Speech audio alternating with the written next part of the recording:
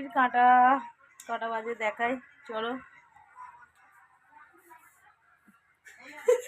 2টো বাজে, দেখতে পাচ্ছ 2টো। আজকে তোমার দাদাভাই রান্না করেছে, দেখায় কি কি রান্না করেছে দাদাভাই। দাদাভাই খুব সুন্দর রান্না করতে পারে, চলো দেখাই। চলো দেখাচ্ছি।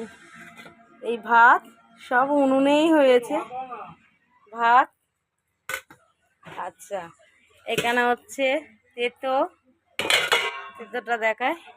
এটা হচ্ছে